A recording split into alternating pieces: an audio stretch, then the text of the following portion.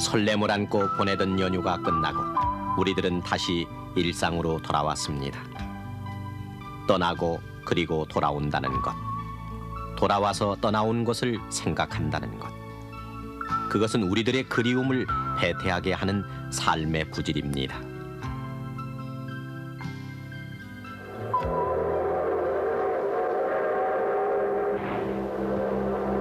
그 떠남과 돌아옴의 어간에서 기적을 울리며 우리를 고리짓게 하던 기차.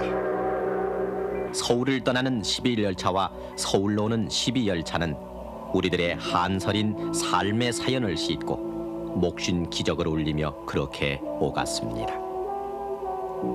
서울을 떠나기 위해 역 광장에 긴 행렬을 만들던 초라한 사람들이 서로 밀리고 밀치면서 긴 장대에 휘두르며 앉았다 섰다 고생하던 때가 불과 5, 6년 전. 그리고 기차에 올라서면 발 디딜 틈도 없는 열착한 선반 위나 짐칸까지도 몰려든 사람들의 숨찬 아우성에 기차는 헉헉대며 몇 시간이고 울고 갔습니다.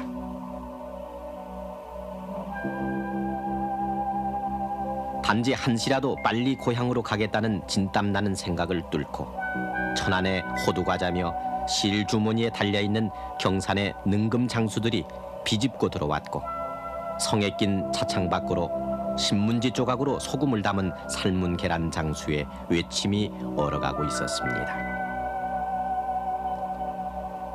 기차가 서로 어긋나기를 기다리느라 한두 시간은 조이 서 있다가 어느 간이역 가락국수집에서 마음 놓고 국수를 먹다 보면 소리도 없이 슬며시 떠나가는 기차를 놓칠까봐 그저 국수 그릇을 팽개치며 뛰어가던 모습도 우리들의 귀성 풍경 가운데 빼놓을 수 없는 기억으로 남아 있습니다. 그러나 그 무엇보다도 그 매서운 추위 속을 뚫고 우리들이 매달려 떠나던 일사후퇴 피난 열차. 정거장마다 잃고 헤어짐의 사연으로 울음마저 얼어버렸던 그 피난 열차. 그 화물칸 지붕 위에 매달리듯 올라탔지만 터널에 받치고 떨어지는 사람들의 비명조차 외면할 수밖에 없던 그 피난 열차. 10년, 20년 혹은 30년 전 우리들 삶이 포개진 현장이었던 기차는 그러나 이제 여행의 수단으로 날로 안락해지고 있는데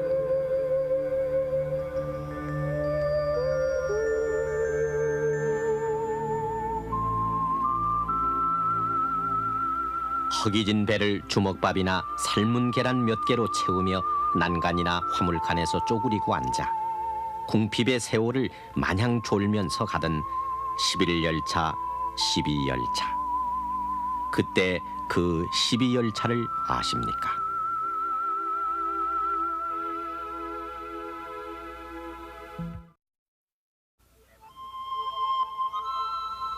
해방 이듬해 등장한 경부 특급 열차 조선 해방자호는 우리들의 감격 시대를 달리기 시작했습니다. 그러나 말이 특급 열차였지 서울을 떠나 부산까지 오는데 13시간 걸리는 게 예사여서 지금의 새마을호가 4시간 10분 만에 주파하는 것에 비교하면은 호랑이 담배 피던 시절 얘기였습니다. 하물며 완행열차는 느림보 거북이어서 미카니 파시니 하는 증기기관차들은 힘이 모자라 조금만 달려도 가쁜 숨을 몰아쉬었고 언덕에서는 김을 만들기 위해 한참 동안 쉬었다가 고갯마루를 넘어가기도 했습니다.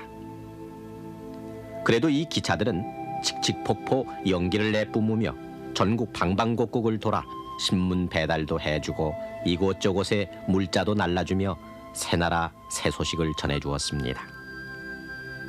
그래서 이 기차가 하얀 증기를 내뿜으며 정거장 구내로 진입해오는 기적 신호를 울려주면 모자에 금태두른 역장이나 조역 모두가 바빠지기 시작했습니다. 망태를 내려놓고 조역은 둥그란 통표를 들고 플랫폼으로 나갔습니다. 열차는 이 통표를 받아야만 다음 역까지 갈 수 있기 때문에 매 정거장마다 지나온 통표를 건네주고 다시 새로운 통표를 건네받았습니다. 그래서 전깃불도 없는 시골역에선 밤차가 들어오면은 조역은 횃불을 들고 마중을 나가 통표를 건네주고 건네받았습니다. 이렇게 통표를 교환하고 나면 역 사무실에서는 자석식 전화기를 돌려 다음 역을 부른 다음 역에서 보내도 좋다고 하면은 홈에 가둬놓은 열차가 빠져나갈 수 있게 전철기를 열어 철기를 터주었습니다. 이런 연후에야 비로소 기차는 기적을 울리고 출발하게 되는데, 이런 기차라고 해야 대부분 아침 통학열차, 낮차, 오후차, 그리고 퇴근열차와 밤차가 고작이었습니다. 그러나 시계가 흔치 않았던 그 시절로서는 이렇게 듬성듬성이 다니는 열차를 보며 철로변 사람들은 하루 시간 가늠을 할 수 있었습니다. 망태가 내려지면 곧 낮차가 들어올 시간이 다 되었으니 정오가 가까워진 것을 알 수 있었고, 기적이 울리면은 안악들은 서둘러 새참이나 점심을 광주리에 이고 급히 들역으로 나갔고, 들역의 남정네들 역시 기적 소리에 배가 출출해져 연신 동네 어귀로 눈길을 돌리곤 했습니다. 또 이 기적은 시계뿐만 아니라 기상통보관 역할도 해서 평소보다 가깝게 들려오면은 할아버지는 의뢰이 얘들아 곧 비가 오겠다 장독 뚜껑을 덮어라 했습니다. 이 시골에서는 이 기차가 거의 생활의 중심 같은 이런 것이 있었습니다. 그게 뭐냐면 저녁에 주무시다가도 그 한 4km 떨어져 있으니까 뭐 기차 소리는 이제 늘 듣는 거니까 크게 관심은 없으면서도 저녁에 주무실 때 이렇게 누워 계시면 기차 소리가 푹하고 이제 밤 기차 소리가 납니다. 그러면 이 소리에 따라서 날씨까지 점을 칩니다. 이게 소리가 보통 대로 들리면 별 말씀 안 하시는데 특별히 가까이 들리면 내일 비 오겠구나 이런 말씀 하세요. 이제 그 아버님이나 할아버님들 그런 말씀 하신다고 이제 저희 주무실 시간 돼서 그러면 왜요? 이러면 기차 소리가 너무 가까이 들린다. 이제 날씨를 이제 점을 치는 겁니다.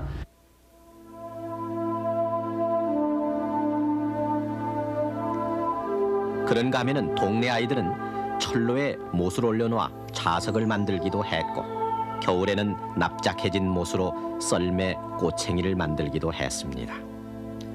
또 아이들은 먼 들판을 가로질러 오는 기차를 언젠가는 꼭 한번 타야지 하면서도 저희들은 아예 못 타볼 것이라는 생각에 주먹 감자를 먹여대기도 했습니다.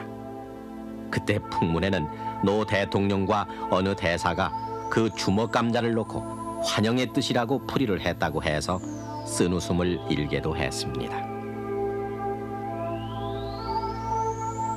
난생 처음 삼촌을 따라 서울 가는 기차를 탄 아이는 기와집 정거장과 금줄 금태두른 철도원 아저씨들을 보면서부터 신기한 여행을 시작합니다. 차창밖 풍경에 눈을 떼지 못하는 아이는 신장로를 달리는 버스와 경주도 해보고, 스쳐 지나가는 전봇대와 컴컴한 굴속 지나는 것을 속으로 헤아려 놓기도 했습니다. 자, 이렇게 서울에 도착해서 전차도 보고 남대문도 보았던 기차 여행은 동네 아이들에게 두고두고 자랑거리가 되었습니다.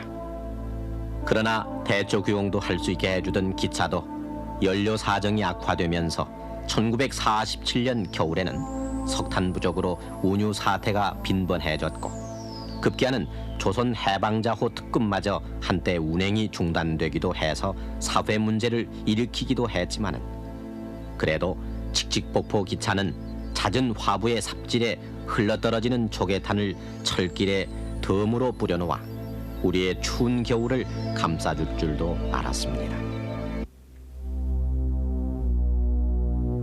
6.25 그 전쟁은 철마를 처절하게 분해해버렸습니다. 철도는 적군의 제일 공격 목표가 되었고, 조급히 편성된 피난열차는 미처 기차를 타지 못한 피난민들을 뿌리친 채 황망히 남행길을 재촉했습니다. 피난열차를 놓친 사람들은 며칠을 걸려 서울에 도착했고, 곧바로 꽁꽁한 한강을 넘어 영등포역에 나갔지만 언제 떠날지도 모를 열차를 기다리는 피난민들로 장사진을 이루었고, 다시 며칠을 지새우고서야 겨우 화물칸 지붕 위에 올라탈 수 있었습니다. 매서운 겨울바람에 손은 꽁꽁 얼어붙었고 경사진 화차 지붕 위에서 어린 것이 미끄러 떨어져도 눈물마저 얼어붙은 채 열차는 나무로의 발길을 재촉했고 가다가 김이 떨어지면은 논바닥 얼음을 깨고 화통에 물을 부어가며 몇 날을 내려가야 부산에 닿을 수 있었습니다.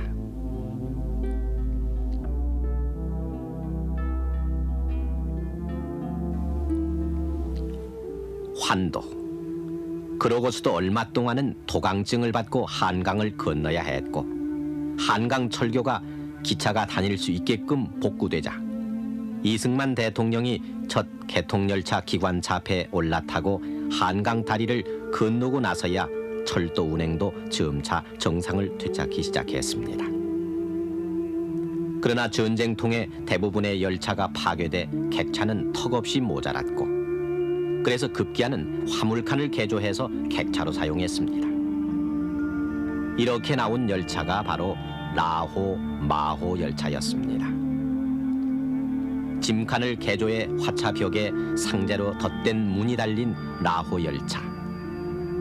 그리고 그나마 창문도 없는 짐칸 객차인 마호 열차. 우리들 60년대, 70년대 고향길을 날라주던 이 완행 열차들은 특히 추석이나 설날 같은 명절 때는 아수라장이 되기 일쑤였습니다.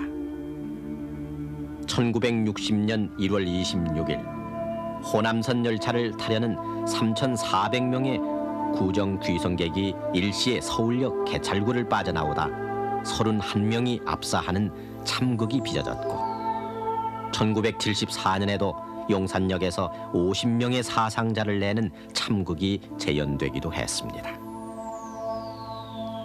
기차표 사는 데서부터 개차를 기다리는 순간까지 질서를 유지한답시고 휘둘러지는 긴 장대를 피해 이리저리 쏠리다가 간신히 개찰구를 빠져나와 기차에 오르면 좌석 하나에 3사람이 앉는 게 정원이었고 팔거리에라도 걸터 앉을 수만 있다면 운 좋은 귀성길이기도 했습니다. 간혹 앉은 사람이 화장실이라도 가기 위해 자리를 비우면 그동안이라도 자리에 앉아보려다 자리 임자가 인내 만해하며 시비가 벌어지기 일쑤였습니다. 공짜 열차 타는 사람이 많아 붐비는 승객 속에서도 차장은 어김없이 차표 검사를 실시해 점잖은 시골 아저씨들은 때절은 중절모에서 말없이 차표를 꺼내 보여주지만 아이의 표를 반표로 끄는 아줌마는 차장과 이 아이가 반표짜리니 온표짜리니 하며 차표 시비가 붙곤 했습니다. 또 선반 위에 올라간 승객과 차장은 내려오라느니 못 내려가겠느냐 하며 한바탕 시끌짝하게 싸움을 벌이기도 했습니다. 이렇게 차장이 붐비는 차 안을 뒤집고 가면은 왜 그리 잡상이는 많았던지 이리 비비고 저리 비비고 해서 감이나 사과를 파는 과일장수 청년이 지나고 나면은 뒤이어 또 시류에 꿰단 땅콩과 오징어를 든 아저씨가 차 안을 비집고 나타납니다. 이에 뒤질세라 김밥 장사, 삶은 계란 장사 아줌마들이 객차 안을 헤집고 다녀 북새통을 이루곤 했습니다. 옛날에 아주 그 수송력이 부족하기 때문에 초만원을 이루었었죠. 객차가 그 의자가 70석, 80석으로 되어 있습니다만은 사실 그 객차가 중량이 12톤, 13톤까지 나가는 객차가 있습니다. 이게 200명이 타도 스프링이 내려앉지는 않는다 그런 뭐가 됩니다만은 약간 200명이 탄다는 것은 지금으로 봐서는 굉장히 그 차내가 폭주한 거죠. 그게 도저히 그 차장들이 왕래하기도 어려울 지경이고, 그러다 보니까 승객들이 그 선반에 가서 눕는 사람도 있었고 아주 대혼잡을 이뤘었습니다.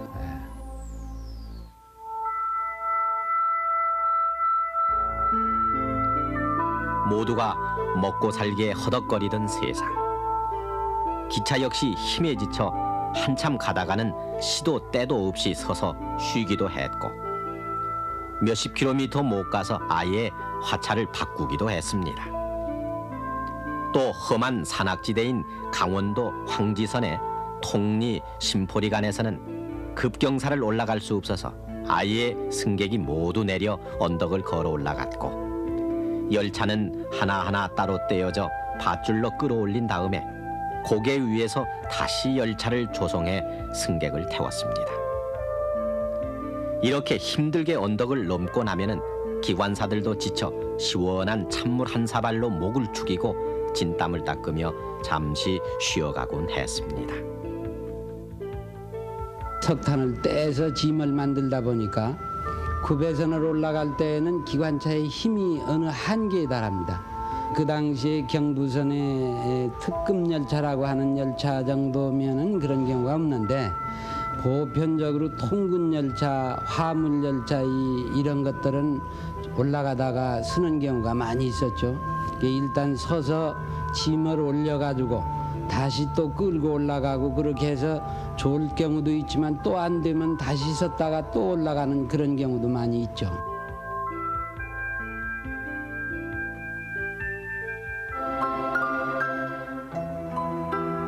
이렇게 가다 쉬고 연착을 밥 먹듯 하던 기차도 점차 디젤 기관차가 도입되어 오기 시작하면서 조금씩 사정이 나아져갔고, 특급 통일호가 생기는가 하면은 철도청에서는 특급 열차가 3시간 연착되면은 요금을 환불해주겠다고 공언하기도 했습니다.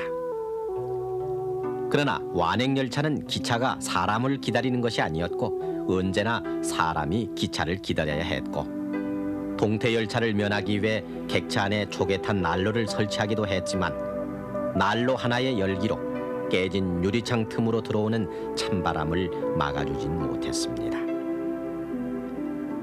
이렇게 옷을 뒤집어 쓰고 또 아예 이부자리를 마련해 깔고 누워도 온몸에 파고드는 한기를 막지 못했고, 그래서 추위에 떨다 보면은 그 유명했던 천안 호두과자도 대전역의 뜨끈뜨끈한 가락국수 맛을 따라올 수 없었습니다.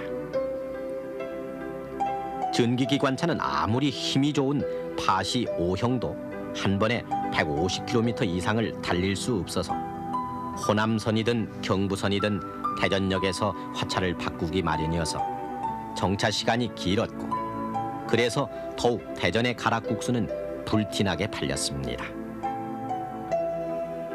1950년대나 60년대 후반까지만 해도 대전이 이 경부선과 호남선의 이 분기 지점이 돼가지고 열차의 수도 적을 뿐더러 상당히 복잡했습니다. 그리고 지금은 회덕역을 출발하게 되면 서대전역으로 바로 빠지는 선로가 있지만은 그 당시에는 대전역을 거쳐서 반드시 호남선을 나가기 때문에 일단 여객열차가 대전에 도착하면은 기관차를 바꿔야 됩니다. 그래 들어왔던 위치에서 반대 방향으로 바꿔 붙여 가지고 나가기 때문에 손님들이 다시 온 길을 되돌아가는 기분으로 그런 착각하는 경우도 많이 있었습니다. 그래서 대전역 정차 시간이 많을 뿐더러 여유가 있으니까 손님들이 대전역 명물인 이 가락국수를 많이 드시고 이용을 많이 했습니다.